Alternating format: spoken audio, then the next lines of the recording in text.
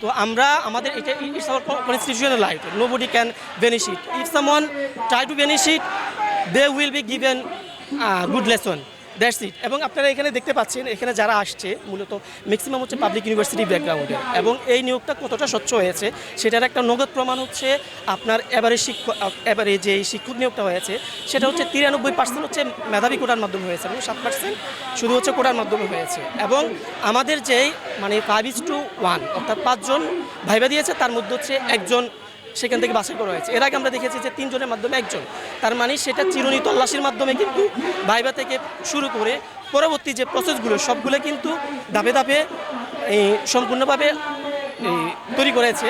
এবং আমাদের আরেকটা সবচাইতে যৌক্তিক জায়গা হচ্ছে আমাদের যে নিয়োগটা অর্থাৎ আমাদের লিখিত পরীক্ষা হয়ে যাওয়ার পরে কিছু কুচক্রী মহল কিন্তু অভিযোগ তুলেছে যে আমাদের এটা অস্বচ্ছ হয়েছে।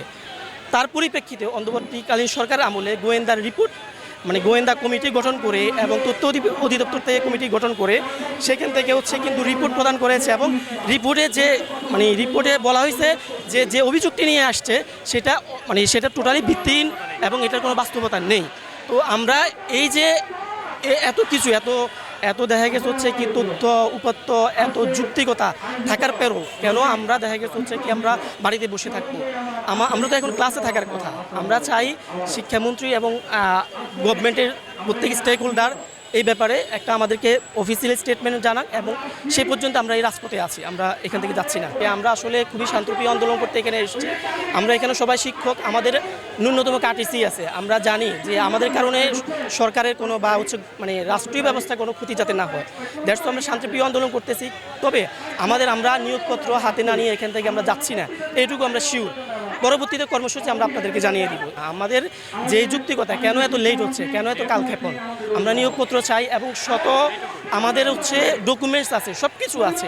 আপনি এখন পর্যন্ত দেখান যে হচ্ছে একটা নিয়োগ স্বচ্ছভাবে হয়ে যাওয়ার পরে 2.5 মাস হয়েছে, এখনও জয়েনিং হয় নাই। পুলিশ ভেরিফিকেশন হয়ে গেছে, এবং সেই পুলিশ ভেরিফিকেশনটা কিন্তু আপনার হচ্ছে নির্বাচনের পরে অর্থাৎ বিএনপি সরকারের আমলেই হয়েছে। তাহলে হুট করে দেখা গেছে হচ্ছে কি তারা এই ধরনের সিদ্ধান্ত কেন নিচ্ছে সেটা আমরা জানি না। সেজন্য আমরা একটা অফিসিয়ালি স্টেটমেন্ট চাচ্ছি, সেটা শিক্ষামন্ত্রীর কাছে, এবং সেটা খুব তড়িৎ গতিতে হতে হবে। আমার নাম হচ্ছে এনায়েত সবুজ, আমার পড়াশোনা হচ্ছে মাওলানা ভাসানী বিজ্ঞান ও প্রযুক্তি বিশ্ববিদ্যালয় ক্রিমিনোলজি অ্যান্ড পুলিশ সায়েন্সের উপর, আর আমার হোম ডিস্ট্রিক্ট হচ্ছে ফেনী।